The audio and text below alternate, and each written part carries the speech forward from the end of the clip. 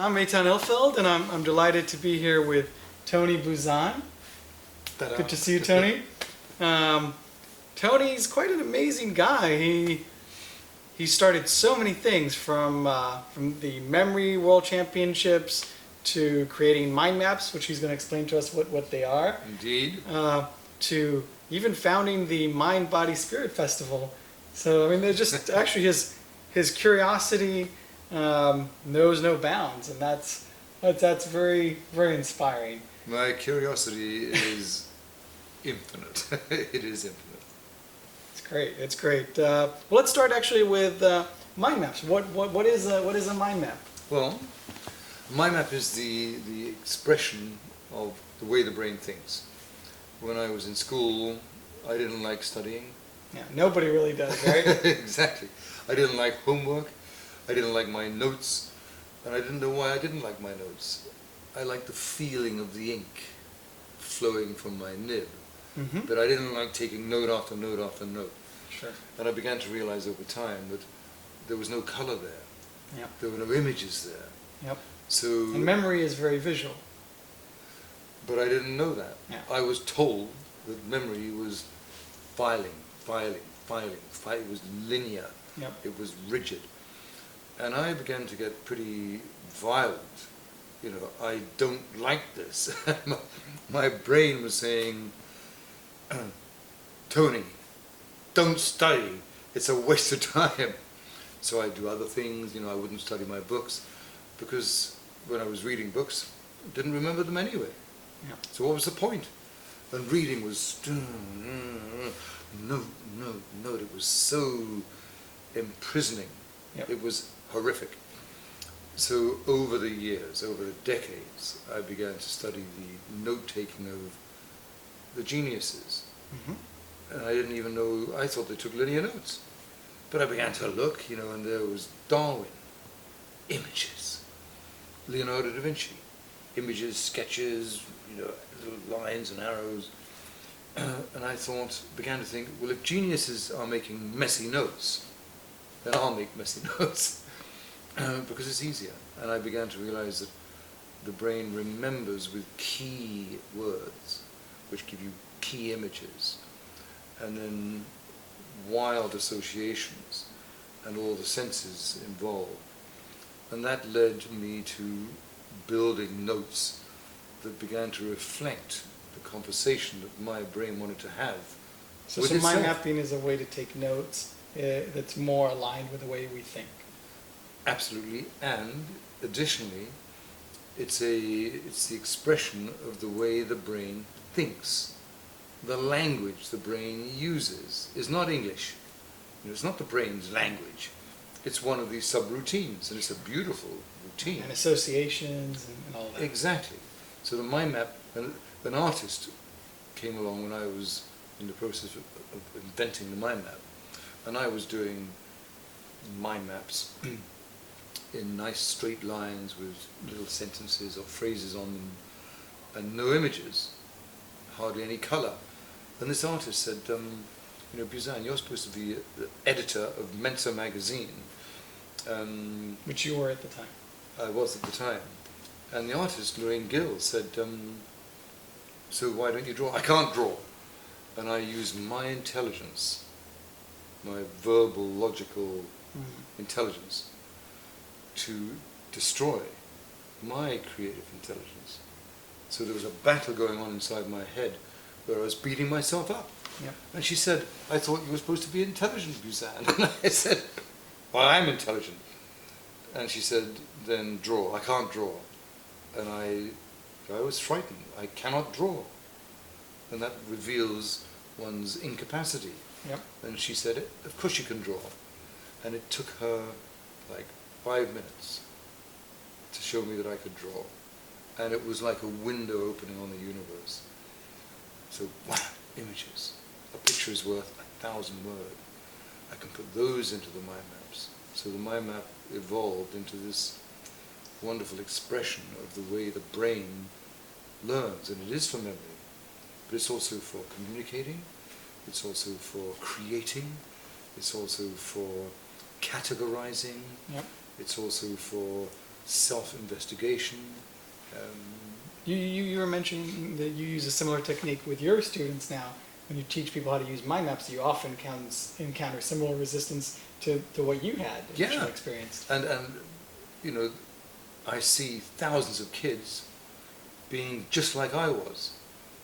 You know, and I thought, my God, you know, you got 1,000 kids, and they thought and think like I thought. They thought they were stupid, and I thought I was stupid. And I began to realize that normal note-taking trained me, and I did use it far too much, trained me to be stupid. Oh. I trained myself to become unintelligent, and my memory to decline, my cognitive skills going down. And a lot of the educational systems were, and are,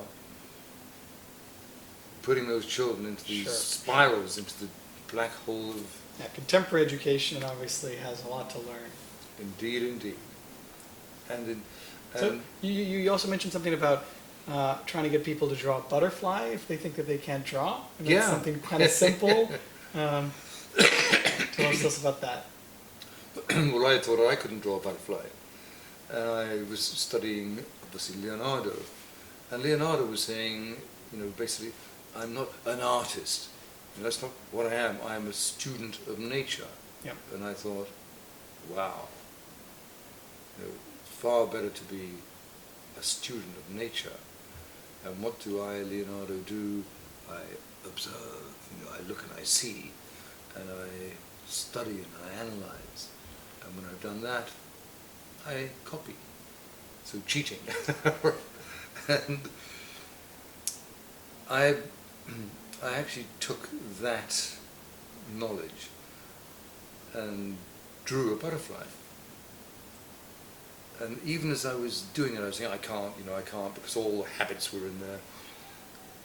And by the time I had done what I couldn't do, there was this butterfly, and I really liked it. And I thought, my God, you know, I am an artist. So we all have the ability to draw. We're all artists. We're all creative beings. Exactly, and we were all ethical. We're all excited. We're all curious. I mean, obviously, I am very curious. But look at a baby. I mean, am I more curious than a baby? No, I'm not. Watch a baby. You know, put it in their mouth, check all these chemicals in there, you know, and have a look at it, put it on my face just to see what it's like, how does it feel, you know, what does that knee feel like, what does this like, you know, how can I eat that? Sure. This machine of curiosity, which is how it survives and learns. And the mind map just emerged. The mind map became, you know, because it's so organic, it has branches, it has images, it has key words, it has associations. It is like an animal. Mm-hmm. It's like a little animal. And when I did a mind map, I fell in love with it. You know, I thought, look at that. And it was almost, who did that? You know, I didn't do that. It just emerged. There it was. And when people began to learn mind mapping, the mind map was like a little friend who kind of said, you know, I'm your friend. I'm your friend.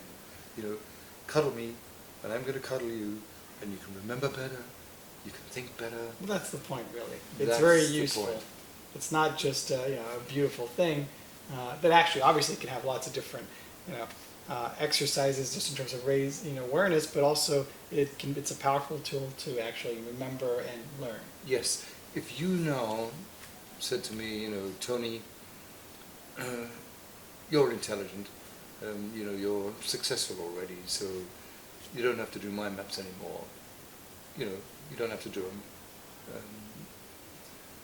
If I had said yes, I promise I will never do a mind map again, I would be almost destroyed. So how often do you make mind maps? Maybe 4, 5, 6 or 7 a day. Wow. Do you have any on you at the moment? Not in my bag, but next time I will Okay. show you them. Yeah. Because I do mind maps in my diary. Cool. Of course, when I'm planning a day, I'm not going list, post it. Sure. I'm doing this wonderful organic thing. I'm going to be writing in this book and that book. I'm going to meet these people. But You've also developed, I understand, a very successful software program for mind mapping that people use. yes, it took me years. When I'd invented it or developed it in the early 60s through the early 70s, as soon as I created it, or it birthed itself, is probably a good expression, it birthed itself, and I thought, wow, I can use those, and I want it to be on a computer, because it's so simple, it's so obvious. And I gave it to the top computer companies, Univac, IBM, during those days, and I said, I just want a software. And the guys went into it and they said, oh my God, it's so complex. And they would come with these kind of rigid. Well, it's very graphical. Anger. Computers weren't that, No, graphical at the time. they right? weren't graphic at We all. often didn't even have a proper, No. graphical interface, right? User interface. Even those who were Just a terminal. even those who were graphic, I said, all I want is a branch, curvilinear, and I want that branch to be able to be extended, and eventually, Anyway, it is a very great piece of software that you've well, a developed. team that came in who were superb mathematicians, this is when it was sold, Yep. and I said to the leader of that team, and people say, he's just into numbers, and I said, tell me, how did you get that curved branch? He said, it was like the wing of a bird. I was trying to get the mathematics to make it fly. Beautiful. That was the mathematician, supposed to be into numbers. He was into the beauty of design and nature. And that's what a mind map is. And mind map is just more and more and more and more. And it got me into spirituality. Why did you start the Spirit Festival? Why? Because I thought that I myself had trained myself to be unintelligent, and here was this God-given gift, the brain and the self, and what a wonderful thing it was. And when I was teaching kids to do mind mapping, delinquent kids or kids who were ineducable would start to do a mind map, and you'd hear a child starting to do a mind map on its favorite subject or its hobby or sport or whatever, and the child would suddenly start saying, I'm smart. I'm smart. Wow. I like that. And the child began to discover itself, and it became far less violent because it wanted to explore the universe of its amazing mind. Yep. And so I became very spiritually inclined, I think. A child is very spiritually inclined. Well, it's naturally wanting to be part of the community, to be loved by its parents, to be successful, look daddy, look daddy, look, please daddy, look at what I can do. Yeah. And when the child then gets the feedback, wow child, well jumped into the pool, what a nice drawing you've just done, tell me more, try more. And the child, when it's doing well and knows that it's discovering itself, which is what it wants to do, then we need to support that. And that's not just standing there and saying, listen kid, do this, make sure you get an A, make sure you get into university. Well, what does spirituality mean to you? I'm not sure I get what you mean by spiritual. Right. For me, spirituality is it's like the agglomeration of many concepts that blend and merge, like a mind map, right? So, spirituality is based on love, and it's loving oneself. So you love yourself, because then you begin to discover what a miracle I am. Sure. You know, this is almost impossible. You know, look at what this thing can do. Yep. Look at what this thing can do. Its ability to imagine, its ability to create is infinite. Whereas most people think, well, I can only do this, I can't do that. Sure. And the mind map, when you think of a mind map has branches. So spirituality is love, you know, a heart, an image.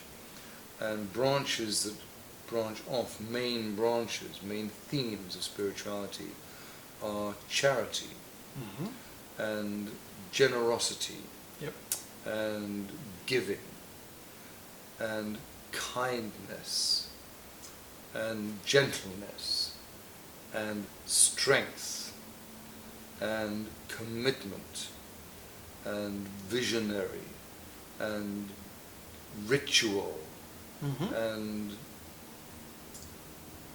educating and teaching and loving everything. You know, so you see a little insect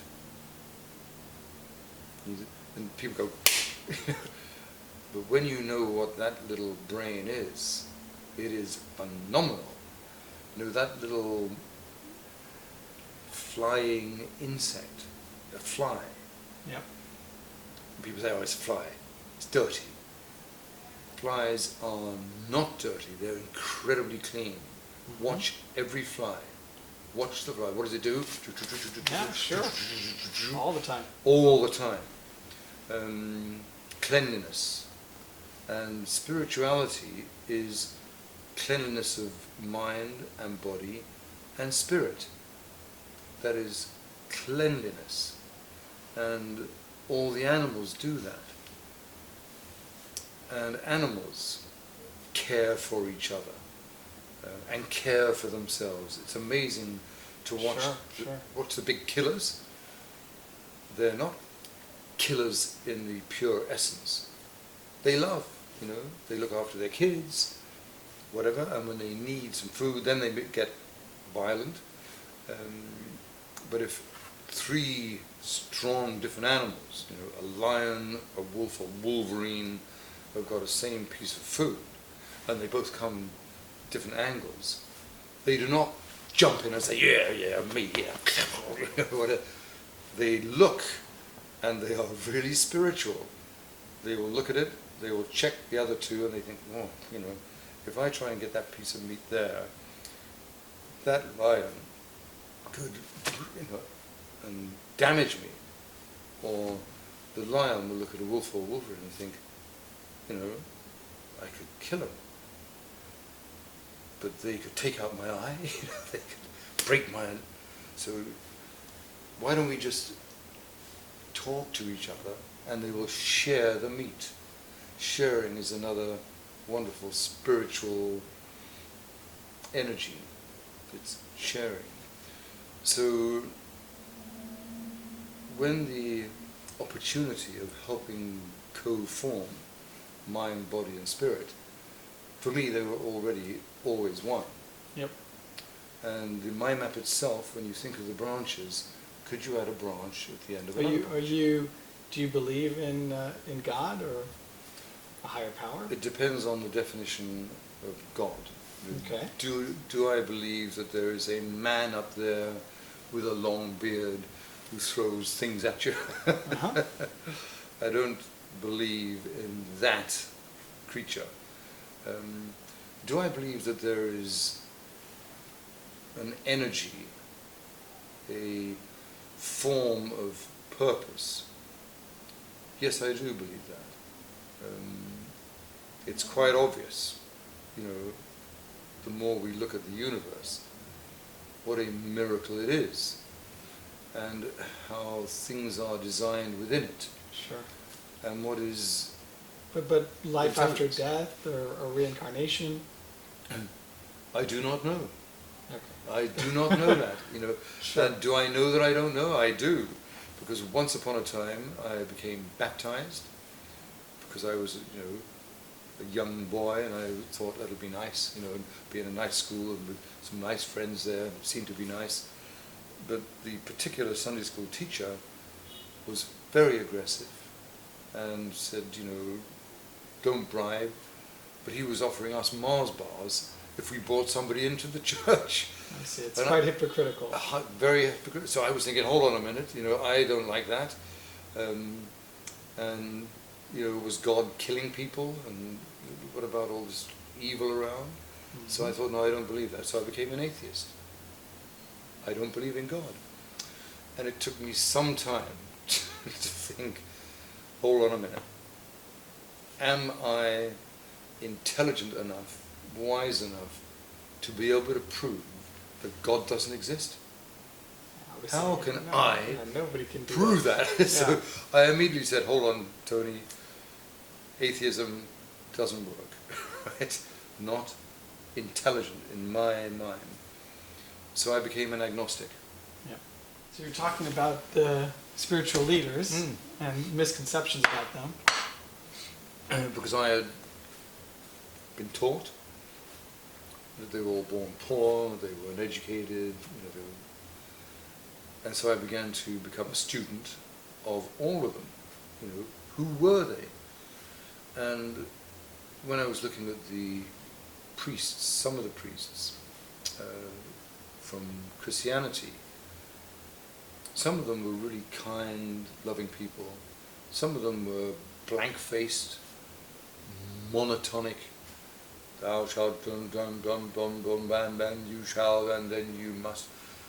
And I thought, that's not the word of God. Yeah. That's a robot. So I began to study it more and more and more. And I began to ask people, I traveled around the world a lot, and I had met people from more than 80 different countries, different cultures, different religions, but I found everybody fundamentally to be the same. Sure. Each one a unique expression of the universal energy. But they were unique, they were wonderful. And I was with them, I watched them, I heard them, and nearly everybody was spiritual. I'd walk down the street with a bunch of gangsters and thugs and whatever, and I just tried, I said, excuse me, do you have the time? And they said, oh yeah, here we are, mate. And off they go. And I thought, that's a violent, horrible individual. He just gave me the time. They always give these gifts, all the time, gifts everywhere. And then, That's true. And then the feedback, when I did something, if I dropped a ball, if I'm learning to juggle, and I drop the ball, and people say, well, what's the point of juggling? And I thought, hold on a minute. That, when that drops, does it give me any information? And it gives me billions of bits of information. When I'm juggling and I drop a ball, immediately that the angle at which that ball went tells me how this entire mechanism pushed it. True. The angle and the sound of it. Plop or plop. So all the information was gift after. In terms of photons and molecules banging the tympani of the ear, trillions of gifts feedback from what I was doing. So every trial, every event, every experiment was the universe giving me gift after gift after gift. And I was saying, thank you, thank you. where are the seconds of my life that are horrible? None of them. Just the universe saying, pay attention, wake up, live. But what does waking up mean?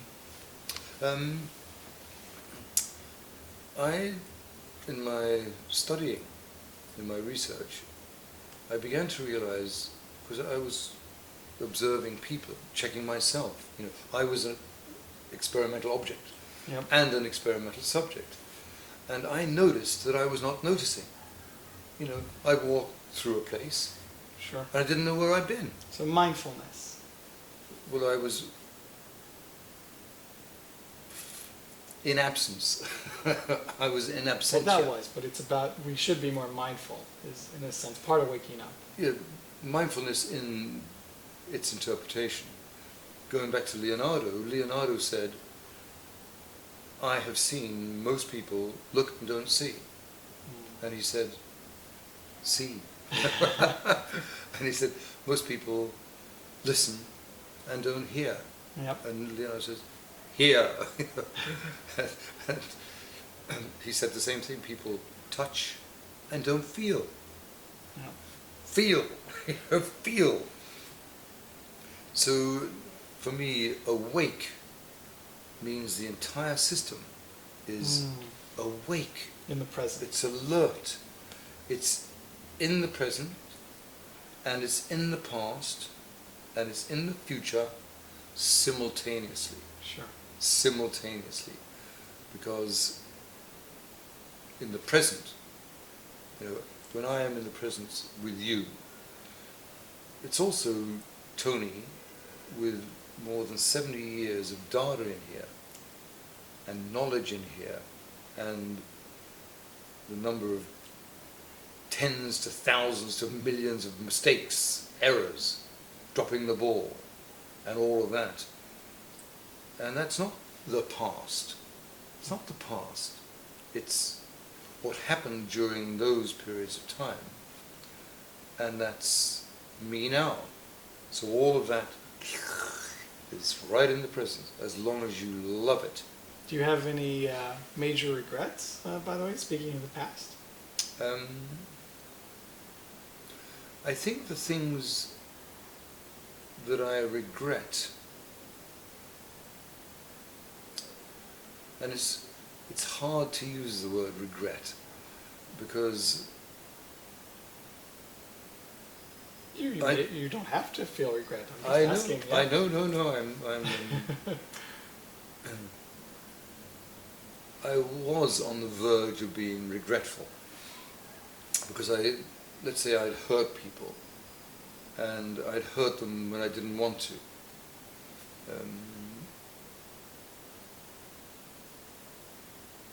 And then I thought, hold on a minute, Tony. When you hurt somebody and didn't intend to, that was something you didn't want to do, and you did.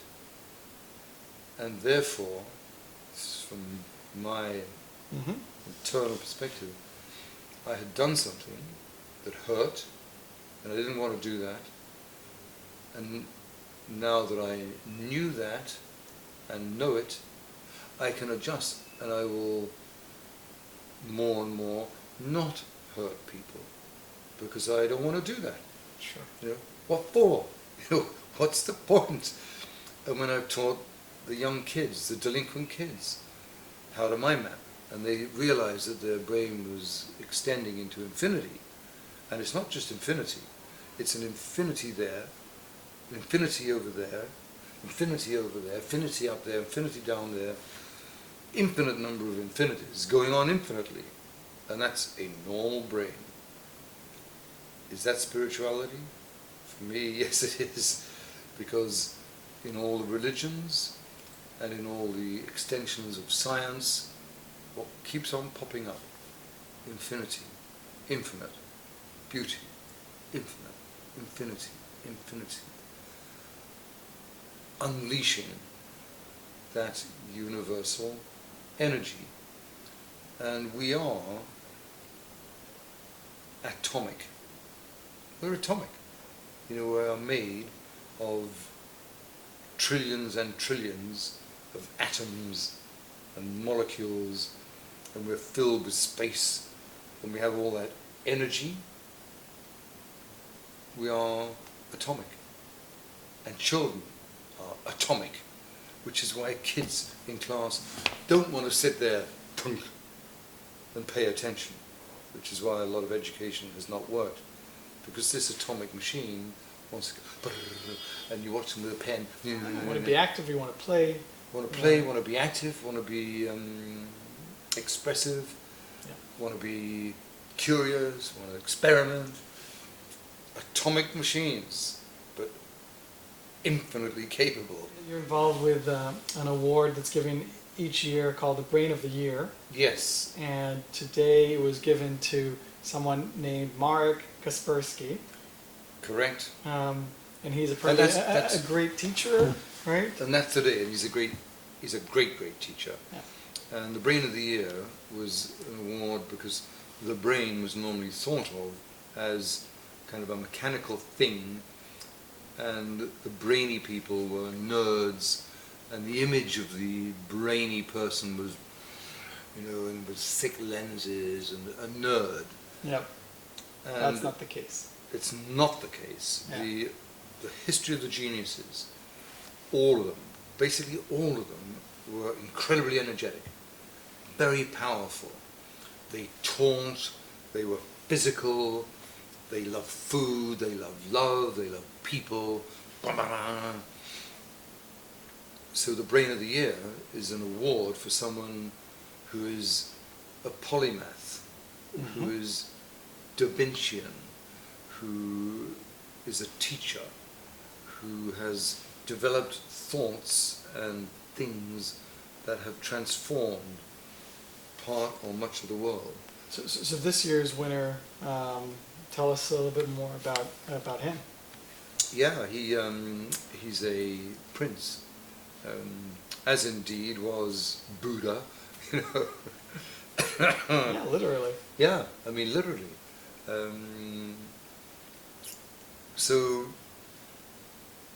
he was not a prince. From Poland during the communist time, so the aristocracy eliminated. But he had aristocratic lineage. He did. Mm-hmm. But that was just cut off.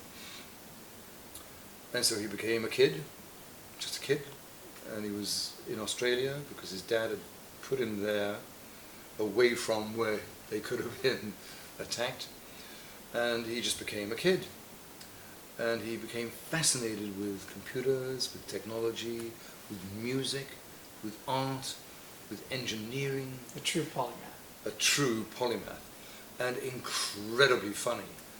And when he taught, he would draw people into classrooms where nobody had to go, just optional.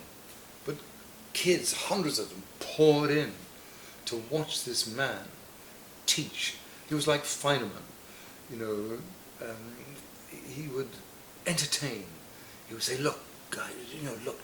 And then he'd lie on the floor if necessary. He would tell stories. He would tell wonderful parables. He'd use metaphor. And he got ratings from the computer systems now, where his ratings, the average ratings for lecturers was about 40%. Mm-hmm. He gets 98, 100, 98. Amazing. Because he's so amazing. And he edited the Synapsia magazine based on the brain, and he just developed. And he had beautiful images of brain cells and everything, and he edited it, phoenixed the Synapsia magazine, synapsia.net. Anybody can go and check it free. Cool. And today, and he didn't know he was going to win the Brain of the Year award.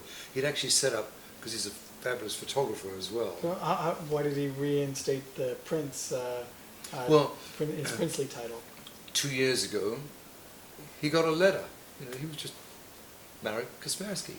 And he got a letter saying, "Dear Prince, with deep, profound apologies, we, the government, the elected government in Poland, apologize profoundly for what has happened to your family, your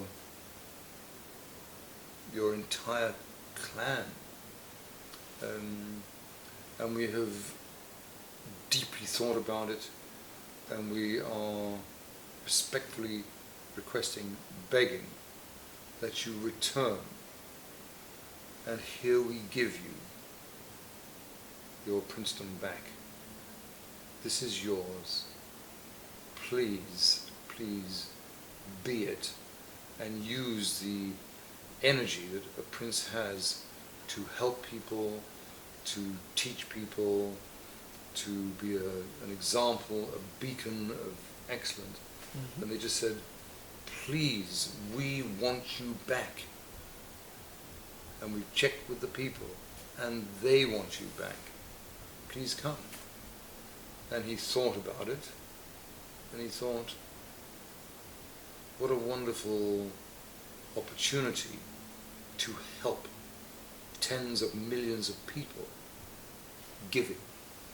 So he's very spiritual, very ethical, and a fabulous teacher. So he won Brain of the Year, and he had set it all up because he's such a cameraman. He'd arranged all the photography that needed to be, to put it in Synapsia, you know, because he really wanted to meet the Brain of the Year. So he didn't realize he was going to get the prize. he did not realize, so he was there to photograph the winner. Wow. And I announced it by explaining that the candidate who is now going to be given the Brain of the Year award is a polymath, does many wonderful things, and one of the things that he is an engineer, he's a teacher, he walks with me, he loves animals, he protects people, and he's a fabulous photographer, and he's set up all the cameras here to take the portrait of the Brain of the Year. So I said, the Brain of the Year this year is about to take many selfies. That's very cute. Then he kind of went click, click, ah, what? He was totally surprised. And so the energy he's put into intelligence. And there's a cash prize with the award? No. No, it's just purely. No, it's okay. purely. Cool. And he was stunned, and he was truly amazed. Got something with you about the definition of being a teacher or something like that you wanted to talk about? Yeah. Please. Because for me, the most important profession on the planet is the teacher. However, around the world, the teacher is usually thought of as a low level. They often have very low salaries, right? Very low salaries, often the lowest salary. Yeah. And people who fail in business or politics are told what? Go into education. Yeah. So it's the sargasso Yeah. of the failures. I mean, horrendous.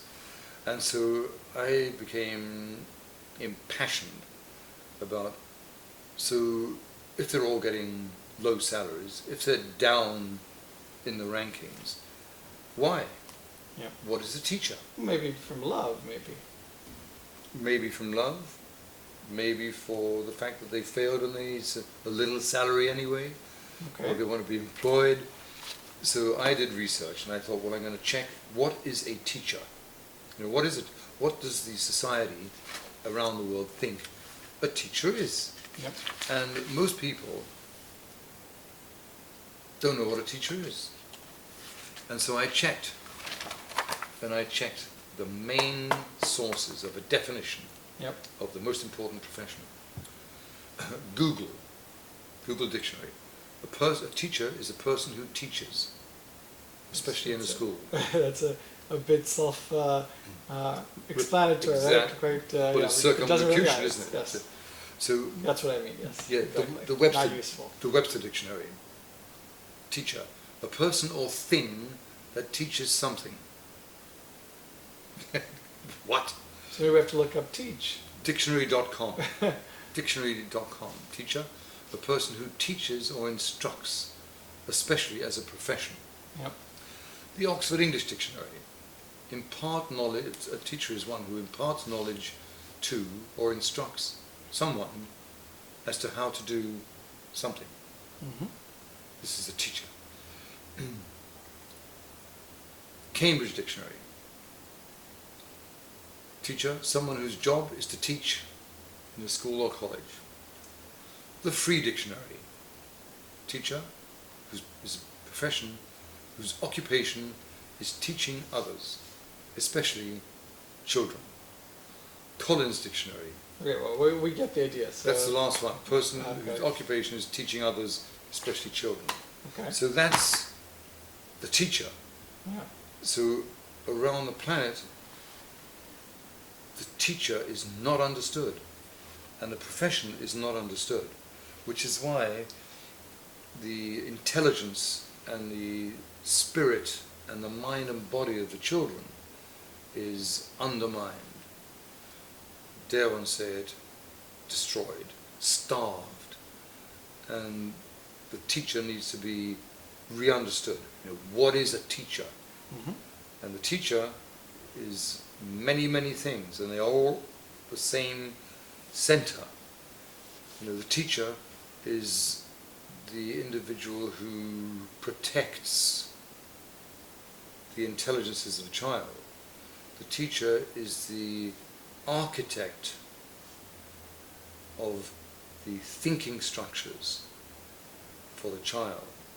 The teacher is the gardener of the gardens of the flowers and trees of the growing intelligences. The teacher is a space captain who helps launch the child in its spaceship to explore its internal universes, the galaxies of its thinking. The teacher is a beacon. So the teacher has to be that individual who the child wants to see and smell and be aware of. And what do they want to do? They want to be like that. They want to mimic. The teacher is the real exemplification of the development and use and application of all the cognitive skills. The teacher is the guardian of creativity and helps the child to unleash the atomic power of its and on it goes. The teacher is the one who invests in the intellectual human capital. And what is the most important capital on the planet? Human. Sure. Intellectual capital. And it is only that capital that helps the country become wealthy, to grow. And therefore the teacher provides the prime source of wealth. Absolutely, it's true. And if any one of those was all the teacher was, if the teacher is just the person who invests in the intellectual capital and helps the country become wealthy, if that's all the teacher was, wow, what a profession. Is there a more important profession than investing in the intellectual capital and developing but let's imagine it wasn't that. It was the guardian or the gardener of the flowers and trees of thinking. If that's all the teacher was, would that be the most important profession? And every single of all those definitions, if it was only one of those, it would be the most important profession. It is, however, all of them. And each one of them synergizes with all the others. And that leads to spirituality as well, and peace. Because you imagine every teacher being all those things. Yeah. What are the children going to be like? Wow, what a planet. Well, that's definitely a future to aspire to. If we don't, down we go. And